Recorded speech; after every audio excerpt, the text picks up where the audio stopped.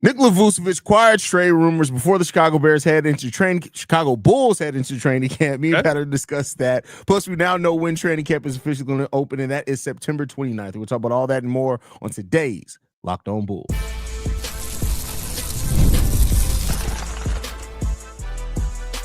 You are Locked On Bulls, your daily Chicago Bulls podcast. Part of the Locked On Podcast Network, your team every day.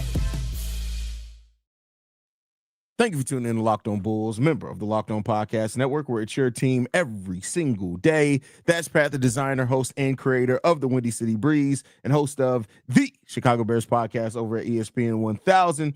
I'm Haize, host and creator of Chicago Bulls Central and Chicago Bears Central YouTube pages and podcasts. This episode, by the way, is brought to you guys by Monarch Money. Take control over your finances with Monarch Money. Use code LOCKEDONNBA at monarchmoney.com for 50% off your first year. Pat, Nikola Vucevic came out with an interview, talked a lot about, the trade rumors recently, even, the buyout thing that was misquoted by Jake Fisher. And he did mention in this that Mark Eversley reached out to him specifically to talk to him and basically said to him that everything that they talked about at the end of the season is still intact. Quieted the buyout thing. But in this, he did mention towards the end of it, we shall basically, I'm paraphrasing that, see what happens at the end of the season. So, what do you take from him saying that Mark Eversley said that the things they talked about at the end of the season are still true? What do you think that means? Is that they have an agreement on a trade situation? Is that they have an agreement on a contract extension? What do you think that means, Pat?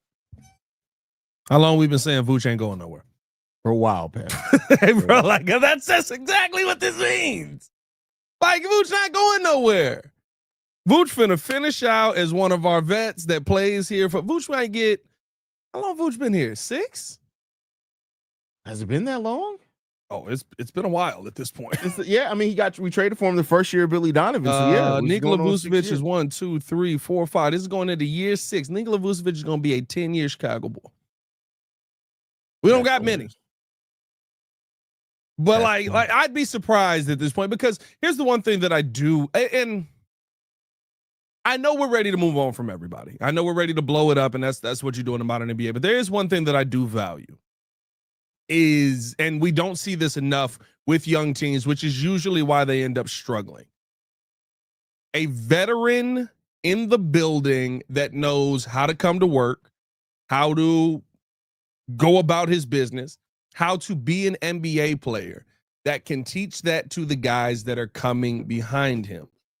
We don't see that enough, except when you're dealing with championship level teams. Those veterans were on the Golden State Warriors when you bring in a guy like Andre Iguodala and things like that. Those veterans are on. Look at the Boston Celtics. Al Horford's 1,000,000 years old. He's a dinosaur at this point. I mean, he's not on the Celtics anymore. But I'm saying, like, when they won the championship. Yeah, for sure. Like, you had those veterans who were on the team to help you build and kind of figure out, okay, this is how you go about your business every day. This is how you do your work, yada, yada, yada. Like, I do think there's a value to that, and I respect the Bulls for seeing that value. And at this point, it's probably the best value for Vooch moving forward, because you're not going to get anything great back from trading Vooch at this point, because you've waited so long to trade Vooch. Yeah, I mean, it's an interesting thing because Vooch is still, as far as offensively, top 12 to 15 center in the league as far as what he provides offensively, plus double doubles, all that, the efficiency he scores from. He's still towards the top of his position in the league. And Bulls fans talk about him like there's somebody that left a comment the other day, and they're like, the Bulls are doomed until we cannot possibly have Nikola Vucevic on the roster and be a good team. I'm like, come on, bro. There's so many things going on with this team that you can't blame it all on Nikola Vucevic.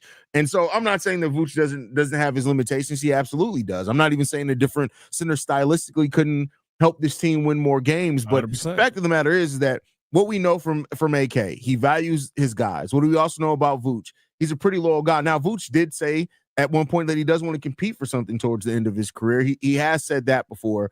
But to me, I take these comments as meaning exactly what I've been saying for so long that people want to deny. Vooch is going to be on the Lonzo Ball plan. If they don't get a deal that they like at the trade deadline, Vooch is getting an extension. Yep. I need everybody to go ahead and come to this conclusion and just realize it. Vooch is more likely to be getting an extension with the Chicago Bulls, and he's going to be here. Yeah. I agree with you. I think that's kind of the path that it feels like the Bulls are heading towards. Is that the best path moving forward? We won't know. But I do think that the part that people continue to forget, and I've said this multiple times, is you've got a great setup if a star walks in here. Exactly. Yeah. And the thing that's funny is if Modest Vucevic becomes that star, and a lot of you are trying to say it's happening. He's a star. I'm like, let's see what this year brings. I think he's going to get more shots. You got to go out there and perform. But if Modest Vucevic is able to perform and you move on from Nikola Vucevic, you're going to be screaming at the top of your lungs, why don't we have a big man that can go down there and get us rebounds? Why don't we have a big man that can go out there and put up 18 and 10? Would I rather have some shot blocking and some better defense? Yeah, I personally would. Mm-hmm. I think your scoring can come from other places. But we know how this goes. And again, it is the big if of Modest Vucevic has to take a major step. But if that does happen, Nikola Vucevic is exactly the kind of big that I want on my team. I won't even say just Modest Vucevic. If Modest does take that step and move to the 3, and Noah Essengay is our long-term 4, with the rim protection that those two offer and the versatility defensively that Noah Essengay projects to have at some point, you just never know. Now, I still think the Bulls need to be looking like, I mean, you got to think about it this way. Like, if you re-sign Coby White at the end of the season, we know that the Josh Giddey extension's coming at some point. They're just delaying it. Mm-hmm. That you have your point guard, your shooting guard. If Modest and Noah both end up working out, you have your small forward and your power forward. So I do want to see the Bulls attack center coming up for a more athletic young center that can rim run and protect. I want that. But I could completely see a world in which Vooch is a very productive, not only either as a starter or coming off the bench once that new center theoretically is able to take over the starting center position. Like, I'm not mad at Vooch being here. It's just you can't stop that. Like, I just don't want to see AK and Eversley be like, oh, we got Vooch as a starting center. We don't have to worry about center for the next 5 years. No, you need to worry about center now while Vooch is still productive. That way, by the time he falls off, you have your new center here. Although I don't know if Vooch is ever going to fall off. I feel like Vooch could play. Vooch has had an old man game since he was 18. Well, no, that's funny. At least since he's about 23. Like, he's had an old man game since 23. But no, I mean, but it fall off in the sense like there's just at time, regardless if the skill doesn't fall off, the age eventually does catch up with you, right? Like, so I think that there's that part of it. But to your point, I do see Vooch is going to be a double threat until he retires from the NBA. Yeah, 100%. It'll go down to a like 14 and 10 type of player. You know what I mean? It'll just be like, I still a dude. But even that, like, I think he'll be Jonas Valanciunas. He can become. Hold on. Valanciunas is younger than Vooch, bro. Is he? Well, I mean, as far as the role that Valanciunas plays now. Oh, okay. I was about to say. I was like, bro, I'm pretty sure Jonas. But no, they right there. Okay. Hey, wait a minute. Hold on. No. Are they the same age? No, he's a year younger than Vooch. He's a year younger than Vooch. I was like, dang, dog. Yeah, but I mean, you look at Valanciunas he didn't start the majority of the games last year. He started 21 out of 81 games, but he still went out there and got you 10 and 7. Yeah. So like, I think like you're looking at Vooch probably doing that when he's 38 years old. He'll probably still be able to put that up at minimum. So like, Vooch isn't the worst thing here. It's just that the Bulls can't stop at finding their center of the future just because Vooch is here now. You can't get caught up in that. Let me ask you this, Pat. I think this is a great way. Vooch played 9 years in Orlando. When it's all said and done, does he have more Chicago Bulls years than Orlando Magic years when his Bulls career ends? I would say he has more. I'm going to say more Chicago Bulls years because I do think he's going to get extended. I think Vooch is going to be here for the long haul, bro. Yeah, it may end up even. It may end up even. It might be a 9-9. It might be a 9-9. And when they make the Hall of Fame bust, we're sitting there going, how the heck did this dude make the Hall of Fame? He may go in as a Bull. He may go in as a Magic. We don't know. That is hilarious, bro. That's funny. That's how I feel about every Hall of Fame every year. It's the first Hall of Fame this year in a long time where I was like, this makes sense. Oh, yeah. I mean, the last one I think made sense as much as this one did. Was it the Pippen year? The Pippen year, no, because it was somebody on there. I gotta see inductees by year. I think the Pippen year had like a referee on it, and I was like, anytime there's a referee, you can kiss my grits.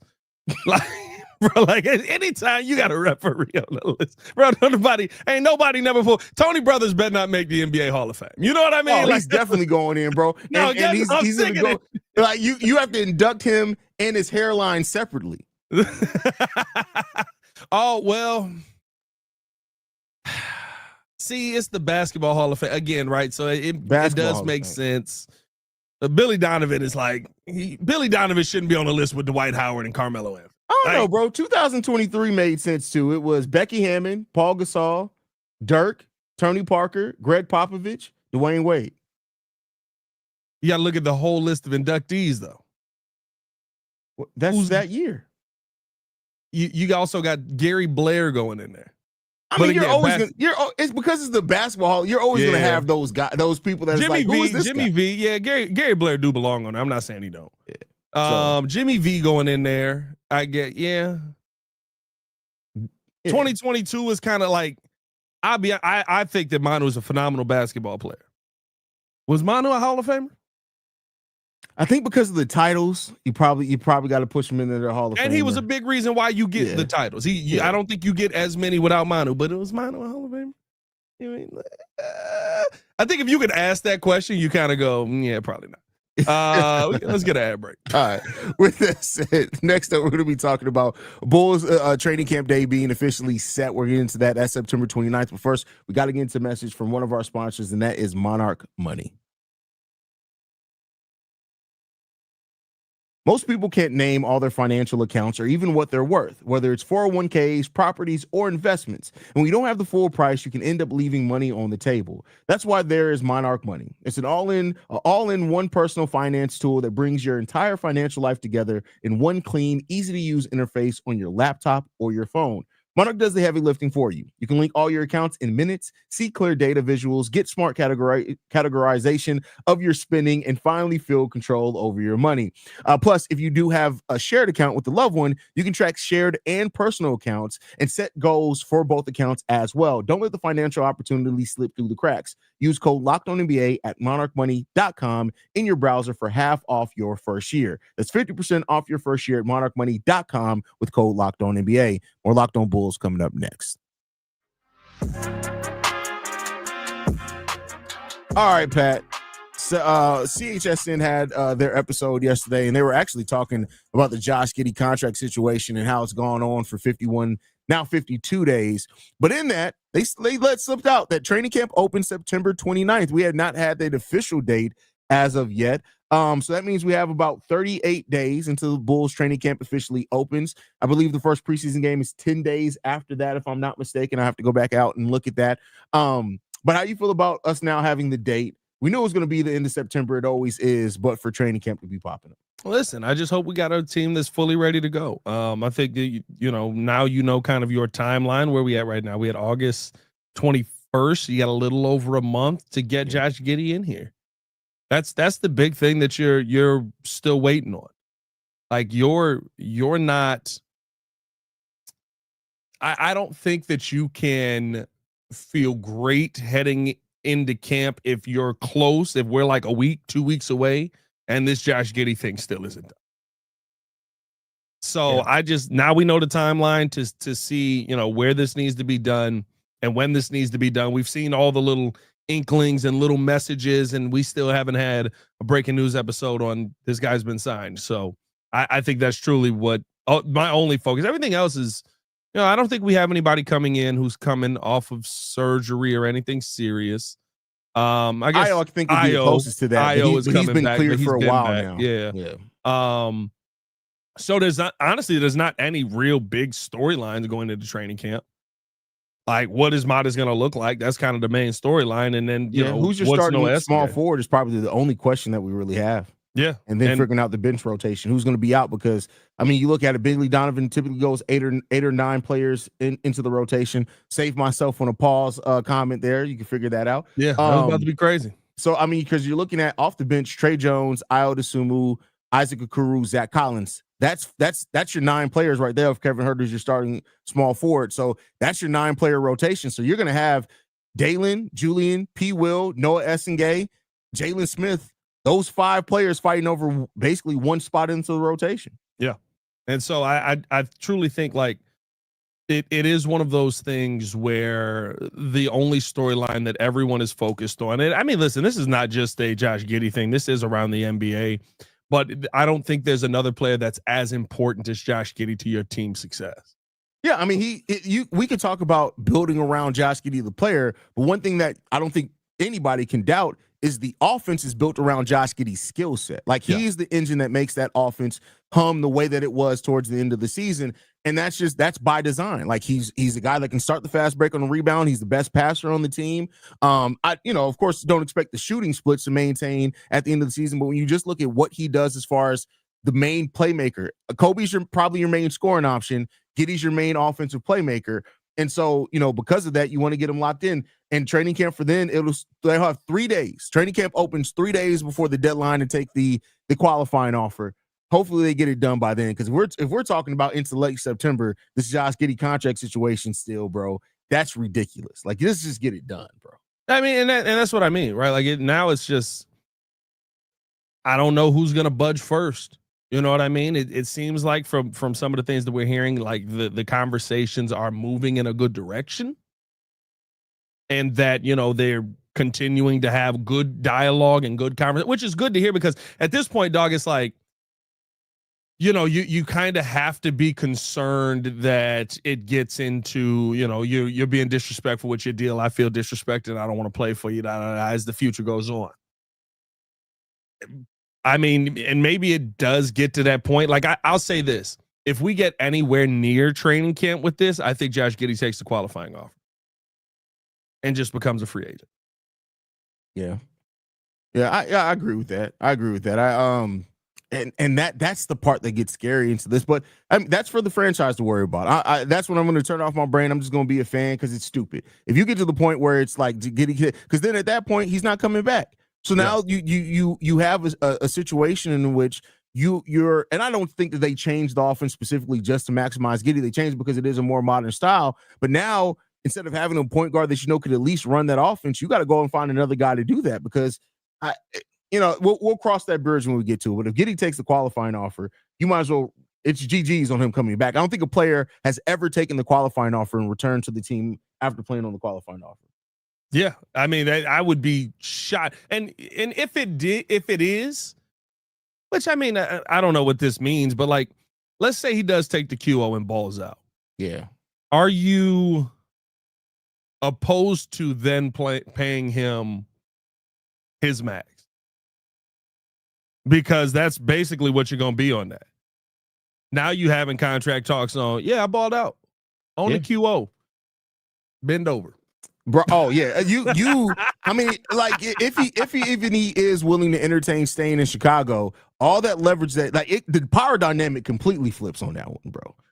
It's just like, if Josh Giddey balls out on the qualifying offer in an unrestricted free agency at a time where there are, I think, up to 10 teams, I believe last I read, they're going to have max cap space. We're talking about 40+ million in cap space.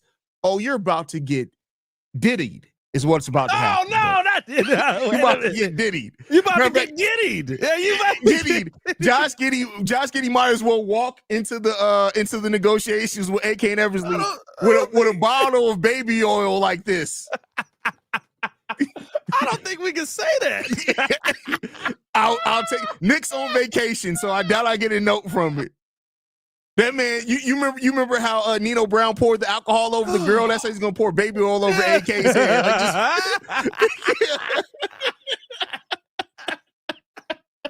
Take that. We do have Haize, we do have confirmation. It seems like Josh Giddey may have a new agent on the way as well. It might be. We might have to. Oh God! We might have to break out the coat, bro. Oh God! If Josh Giddey ever hires, matter of fact, if any Chicago Bull ever hires that guy as his agent, bro, it's done, bro. Hey, bro, cut him. I don't care how good he is. Cut him. If you see that fur coat showed up, you gotta cut him, bro. There's no way.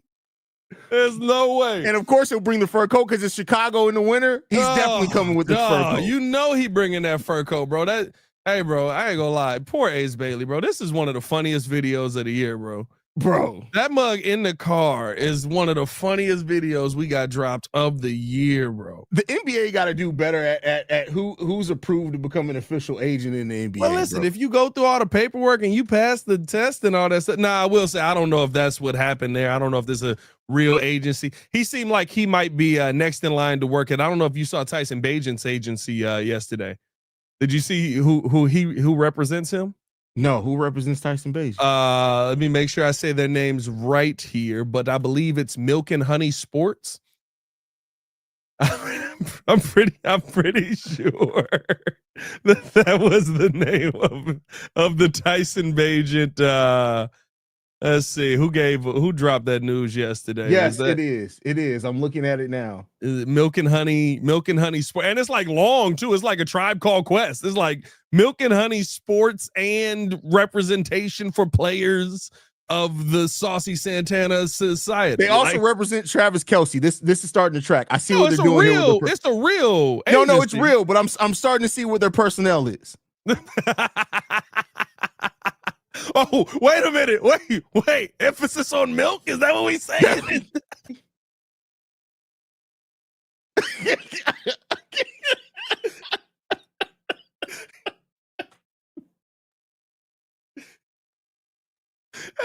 All right.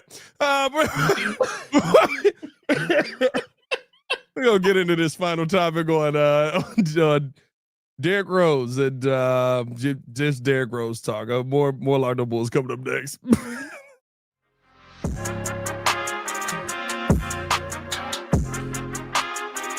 Oh man, that is hilarious, bro. Milk and Honey Sports is wild. Oh, bro. Anyway, Pat, Giddey being represented by Milk and Honey Sports would make sense, though. I mean, if we, I'm just saying, take that. With that said, Pat, yesterday Derrick Rose posted a video of him taking his son the first day of school after enrolling him in school. And I've never seen Black fatherhood celebrated so much for doing something that we all do every single day. But I think the thing that came out of it is the fact that Derrick Rose is he's been a lot more personal since his retirement, like a lot more open with his personal life. I think that it just reflects like how much, if you go back and look at how closed off Derrick Rose was during his heyday, like we didn't know what was going on with Derrick Rose in the offseason. We didn't see him. All you knew Derrick Rose was playing basketball. If he didn't show up playing basketball, you didn't know. How you feel about this moment and the reaction to it from Bulls world and social media? Listen, I think it's a big moment because I think what he said in the video as a father is like, this is the first time I've done it. Your mama been enrolling you in school all of these years. It's the first time I've done it. And he listen, D Rose has talked about since PJ was born that I want to be there for my son when it's time for him to play.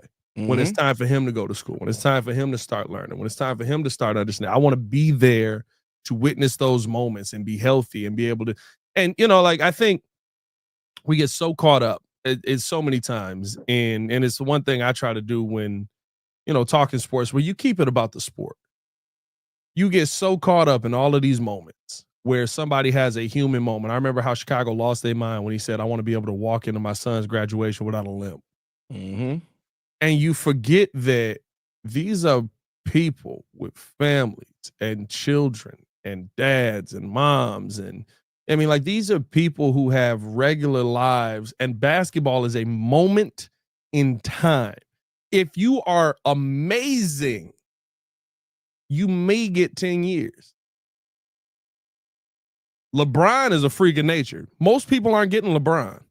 I think we're getting closer and closer to seeing more of that. I mean, when you look at Chris Paul, you look at even Dame, like we're getting closer and closer to that because people are just more freaks of nature. But you're right. What's the average NBA career is 8 years, I think? I don't even think it's that long, bro. I would say 4. Because you got to think about how many people fizzle out every year. That's true. 4.8 years. Yeah, I would say 4. So shout out to Muzz getting a 5th year. Dang, that's truly, like, I think at one point it was like 3 years. Like, it's and P will outlive the average. That's crazy. Yeah. Well, they had to slide that in there. I just had to work that in. But no, like, I love the fact that Derrick is has this opportunity to do this for his son, and it's pretty dope to see it in general. It very much so is. Like, it's great to see Derrick. Like, we've gotten to see Derrick Rose actually go from a kid to a grown man. Like, honestly, like, we got to see that whole evolution for Derrick Rose and what that meant for him. And I don't know if you've paid attention or not, Pat. PJ may be the Chicago Bulls point guard in 2035. Hey, bro, somebody said, what was it when they said they was going to retire Derrick's number? They said the only way we'll ever let somebody play it again if PJ becomes the Bulls Michael Reinsdorf said that. Yeah. If PJ might have been a prophet. It might have been, bro, because no cap. PJ's looking good, bro. Oh, PJ hooping out here. Bro, PJ, yeah, especially for his age, 12 years old to do. He already has the Derrick Rose push floater down. Yeah. Already. Yeah. So we'll see what happens. It's cool to see. It's cool to see, and it's cool to see the next generation come up, and hopefully he's able to ball out. Absolutely. Well, anything left, Pat, before we get up out of here? Nah, man, that's about it. Appreciate y'all for tuning in, showing love. Hit that like button, subscribe to the page, leave a 5-star review. Y'all know what to do. Follow us on everything at Locked On Bulls. You can follow me on everything at Pat the Designer. You can follow me at CEO Haize. Locked On Bulls is free and available on every podcasting app and platform of your choice, as well as YouTube, the Odyssey app, Amazon Fire TV, Roku TV, Fubo TV, basically anywhere you want us. You can get it. See you guys bright and early tomorrow, y'all. Peace.